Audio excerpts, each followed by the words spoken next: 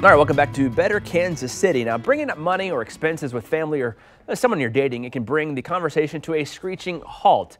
Now, financial expert Ellen Rohr explains how to do it without things getting awkward.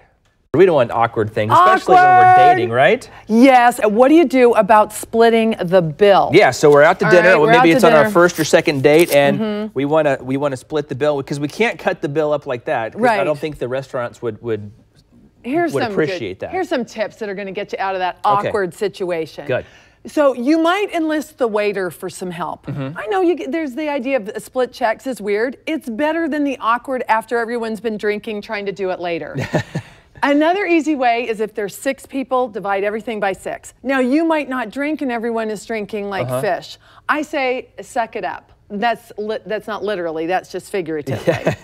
Okay, so, you didn't eat or drink as much as someone else. Divide it by 6 with 6 people is still the easiest way. Yeah. What you don't want to be is the cheapskate. No. Wait a sec, I split a salad with Sarah, and then we're going into that thing. I mean, at the end of the night, you may be $20 poor. It may not be fair, but you don't want the reputation as the cheap guy. As the cheap guy. As the cheap guy. One more tip. If suppose we say, we'll divide it by 6 and we can put it on my credit card and you guys pay me. That can be like an ATM. You don't have to get cash. No. But the problem with that is that credit card bill for $400 is going to show up and you might have spent the cash. So if that happens, sock the cash away so you have it ready for when the bill shows up. So we want to talk to the waiter, we want to split the check and split it evenly among everyone. That's easiest, and if that doesn't fly, do separate checks. And Venmo is awesome. Yes, do you use Venmo? We do use Venmo. Isn't that we changes do it for everything. the morning team when the lottery was real big here the other day. We Venmo'd everybody and we bought lottery tickets. Did you win the lottery? Was it you? We're still working here. Okay, So. all right. Anyway, let's talk about our business partners and maybe some who dip into the till. That's not good. Awkward. That's kind of like stealing. The elephant in the room. Were you wondering why this guy was with us? I didn't even notice he was here. Okay, so you're going about business as usual, but you know that your partner is writing company checks, maybe for his kid's birthday party and for other weird things.